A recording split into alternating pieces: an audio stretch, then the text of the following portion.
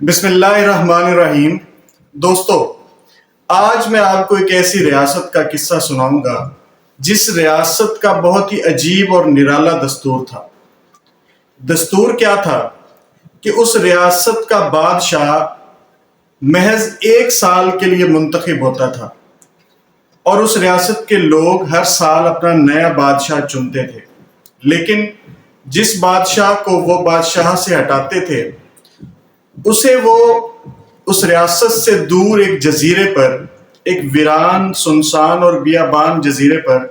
اپنی باقی ماندہ زندگی گزارنے کے لیے بے یار و مددگار چھوڑ دیتے تھے۔ ایک دفعہ اس ریاست کا بادشاہ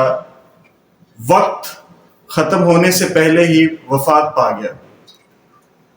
اب انہیں اپنی ریاست کے لیے ایک نئے بادشاہ کی ضرورت تھی، تو سب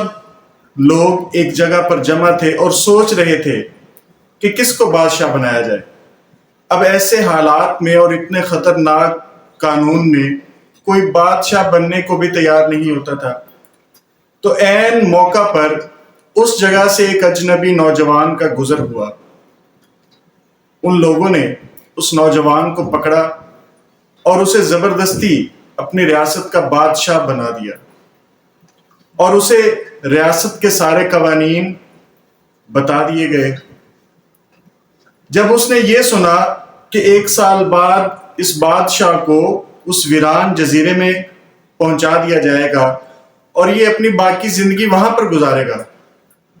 تو کچھ دیر کے لیے تو وہ نوجوان بہت زیادہ پریشان ہو گیا، لیکن وہ پھر اطمینان کے ساتھ سو گیا۔ اگلے دن جب وہ اٹھا تو اس نے اپنے وزیروں سے کہا کہ میں اس جزیرے کی سیر کرنا چاہوں گا، میں دیکھنا چاہتا ہوں کہ وہ جزیرہ کیسا ہے جہاں پر میں نے اپنی باقی کی زندگی گزارنی ہے۔ تو وزراء نے کہا کہ بادشاہ سلامت، آپ فی الحال وہاں پر نہیں جا سکتے، لیکن کچھ عرصے کے بعد، کچھ ٹائم کے بعد ہم آپ کو وہ جزیرہ وزٹ کروا دیں گے۔ خیر، وقت گزرتا گیا، وہ نوجوان اس ریاست کے امور جو ہیں وہ اپنی فہم و فراست سے یا جس طرح بھی اسے سمجھ میں آتی تھی وہ چلاتا رہا، اور بالآخر وہ دن آ گیا کہ جب وہ اس جزیرے کو دیکھنے کے لیے چلا گیا جہاں پر اسے 1 سال کے بعد رہنا تھا۔ تو جب وہ اس جزیرے میں پہنچا تو کیا دیکھتا ہے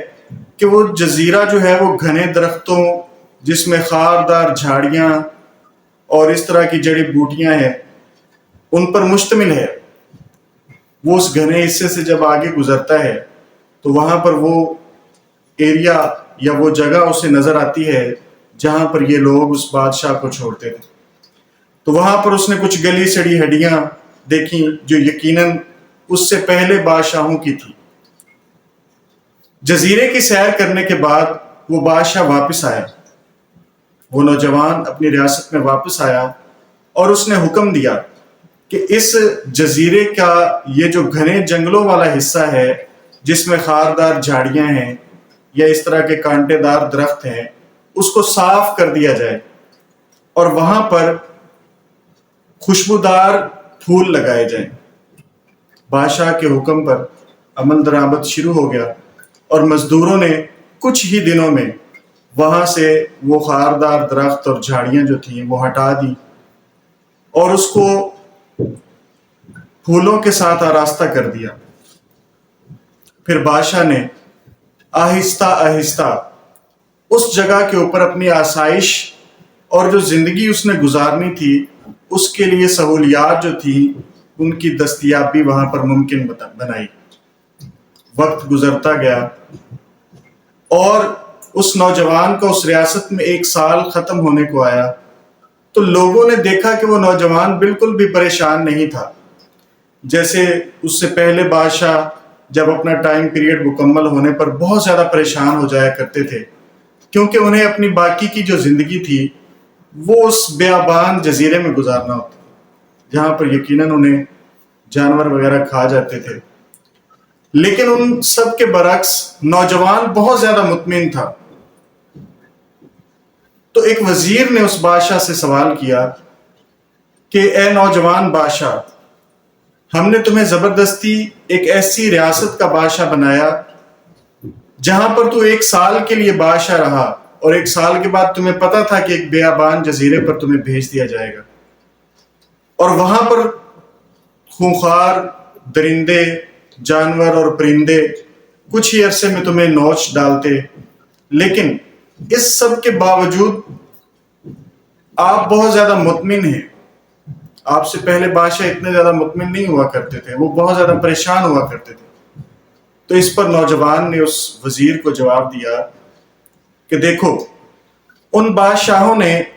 جبکہ ان کو پتا تھا کہ ان کے ساتھ کیا ہونا ہے، اس کے باوجود انہوں نے کوئی تیاری نہیں کی، اپنے لیے کوئی آسائش نہیں ڈھونڈی کہ اپنا اگلا سفر انہوں نے کس طرح سے طے کرنا ہے،